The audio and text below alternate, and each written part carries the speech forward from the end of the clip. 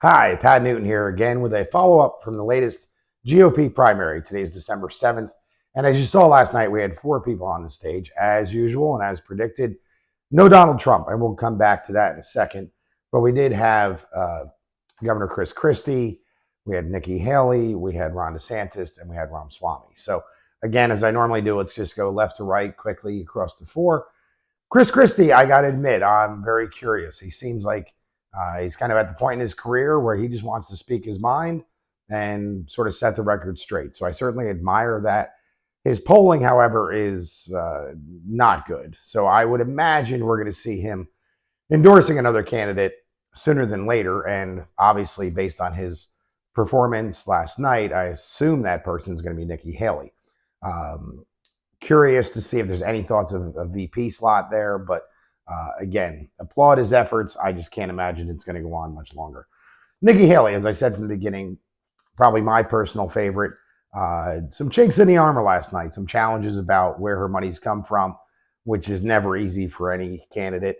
But I still think she's separating herself from the other three. And as I alluded to with Chris Christie, the sooner the four of them can determine who is going to go against Donald Trump, the better off the Republicans will be.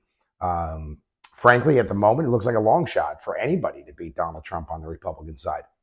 But it's definitely an even tougher uphill battle if there's four people scrambling to try to defeat him. So if and when they can get on the same page, I think it's probably going to be Nikki Haley. It's going to have to happen soon. We're going to be in primary season before you know it, but we'll see what the future holds there. Ron DeSantis, interesting. I did not get a chance to watch his debate with Governor Newsom, but I did get a chance to watch some of the highlights. And I got to admit, I was pretty impressed with Governor Newsom, to be perfectly honest. He certainly has a rap of being a far left, liberal, progressive, because he's from California. But I must admit, the more I actually listened to him, I went back, I watched some tapes of him with Hannity doing some interviews, which is a tough interview. So you got to give him credit for coming in to Fox News and sitting with Hannity. But I thought he held himself very well. And I think he says a lot of the things that the Forward Party is saying, which some of these things are just not a quick answer. Build a wall, yes or no. And again, I'm a little off track because Newsom's not officially running for president, but he says, sure, I want to have safe borders. We all do. But we've got to look at the immigration policy, or lack thereof, and the mechanics of moving people through a court system when it comes to immigration. A lot of conservatives like to say, I have no problem with immigrants as long as they do it legally.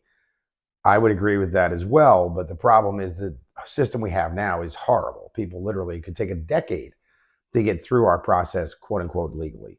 I don't think that's what anybody wants either. So again, but back to Ron DeSantis, I think his interview with Newsom definitely didn't help him, and I don't think he really gained much last night. If he really is a Republican and worried about his party, I think the sooner he concedes and gets behind Nikki Haley, the better off we'll all be. But obviously, I'll leave that to him and his team to decide. Ramaswamy, I heard someone in the follow-up saying, they didn't put this directly, but alluding to the fact that maybe he's kind of a Donald Trump plant. Not that it's necessarily that orchestrated, but he's just kind of there to disrupt and disturb the other three. His numbers don't look that good. I can't imagine he truly considers himself a viable candidate to be the Republican nominee for president, but he's still pecking away at some of these issues. I don't really like his style, but I do like disruption in a little, pretty much on any level, but especially when he's calling out some things that I do think we need to talk more about. So I'll give him some credit. But again, I don't think he's viable, and I don't think we're going to see much more of him either. So I'll be curious to see how that shakes out. I referenced the vice president slots. Too early to tell. But again, what this is really coming down to is who, if anyone, can defeat Donald Trump in the primary.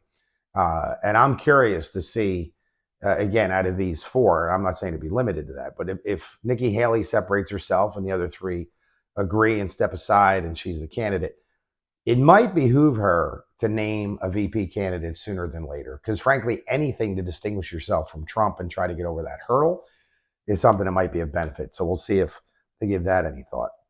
But I will say, as a forwardist, to me, what it illuminates is how maybe not contested, but how emotionally charged this next primary is going to be. March 5th here in North Carolina, so less than 100 days, less than 90 days, I believe. So really what we're trying to accomplish is get people that are going to turn out for this primary and vote for Trump or not vote for Trump or whatever they decide. But we want them to start paying attention down ballot. So whether it be the statewide elections, whether it be congressional seats, whether it be in our state house, our state senate, their town council, their board of ed. We just, the primary is a great opportunity. People are going to want to come out because they feel strongly that they want Trump to be president of the United States, or they don't want Trump to be president of the United States. And that's fine, and that is important. But hopefully they'll take some of that energy and review their sample ballot, learn more about the people that are running. And again, we've talked about this before, but the primary is where it happens. Because of gerrymandering, so many districts are set up that if you're a Democrat, you can't win, or in some cases, if you're a Republican, you can't win. It's just the nature of gerrymandering. So in those cases, which are conservatively estimated at about 80% of the districts in the country, if you don't vote in the primary, you're basically not voting. So do yourself a favor, do your homework. And again, as always, I personally and the Forward Party don't care if you're left or right or Republican or Democrat. We just want people to be educated and engaged in the political process. So do some homework, visit our website for resources. Always feel free to contact me. And again, always visit NorthCarolinaForwardParty.com to learn more. Thank you.